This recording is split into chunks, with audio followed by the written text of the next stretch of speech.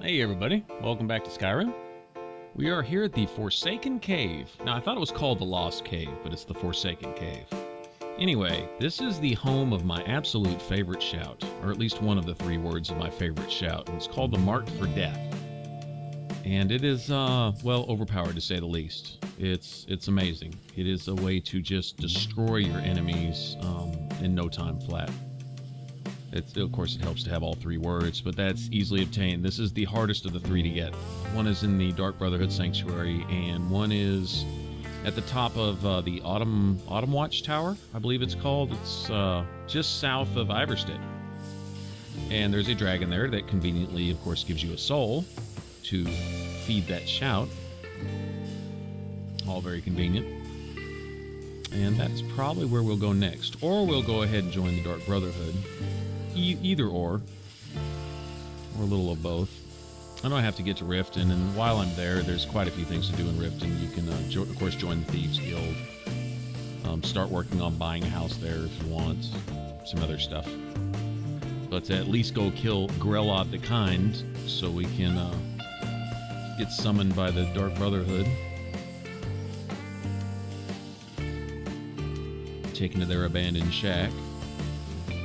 That business. Then when we go to actually join the Dark Brotherhood, we will be down there in, oh my gosh, I can't even think right now. Whatever little town that's next to, and we can start a couple Daedric quests there too. There's the dog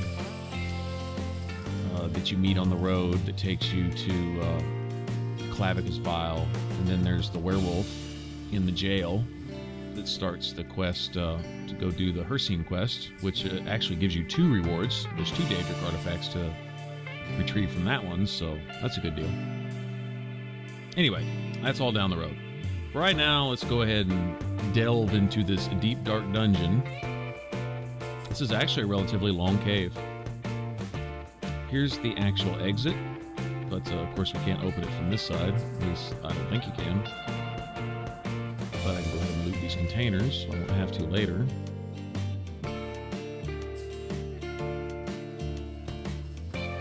Lots of urns to loot. There's urns just scattered all over the place in here. They're peppered all over this dungeon.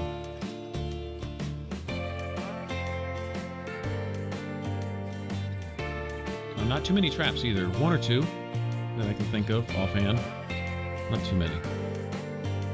Not near as bad as the Shroud Hearth Barrow that we did not too long ago. That was just stupid. 500 traps in that place. And there's one right there on the floor, speaking of traps. So that may be the only one, actually.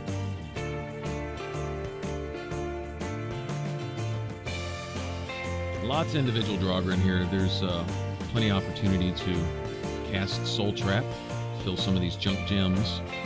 I ought to start seeing more soul gems also. Random petty loot on the enemies should cough up a soul gem every once in a while now. Why did I just open that?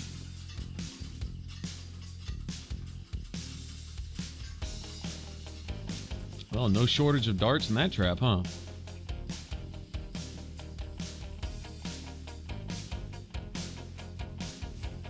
And this cave really is just tunnel after tunnel of, Draugr here and there. There's, of course, the little zone where they're sleeping.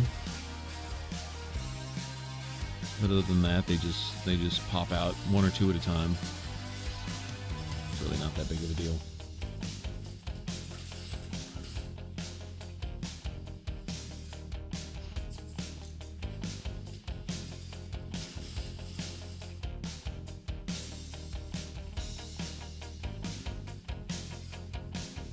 I know there's a skill book up here in near vicinity.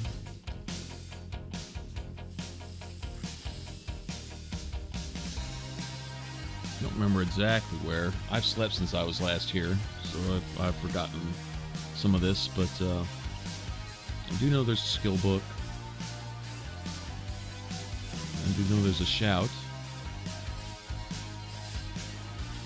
If you're here on the White Vial quest, then there's a really, really decent amount of alchemy stuff at the very end of this, after you kill the boss.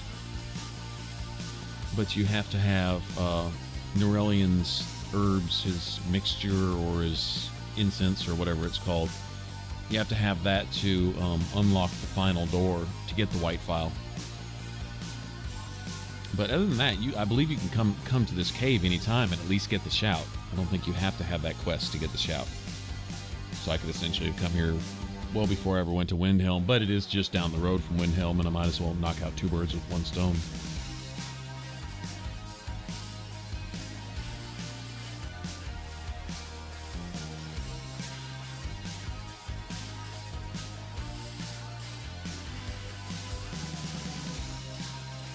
If you've been watching my other videos, you'll notice how much quicker I swing.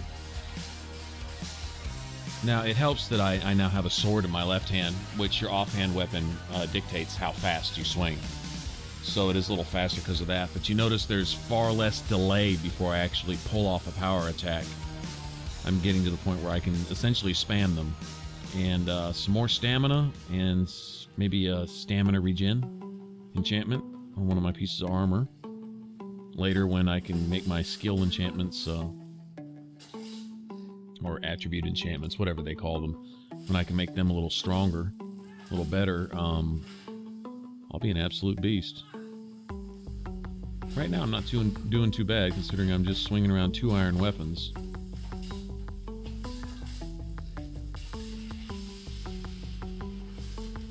And I don't have a whole lot into enchanting yet, either. The only bonus damage I have on any of the elemental damage is fire, and I haven't even found a fire weapon yet. Well, I found 1 or 2 that the merchants had, but I'm like, you know, I'll just wait to find this. I'm not going to spend any money on it. I've been spending all my money on training as it is. So once I do get a fire enchantment, I could be pulling off 4 or 5 extra points of damage per hit over what I'm doing with this frost right here. But it's working, so. Well, instead of chasing him, I think he's trying to lead us into a trap. I'm going to get in here and get this chest, and this will be a good stopping point, and then we'll pick back up here in a little bit.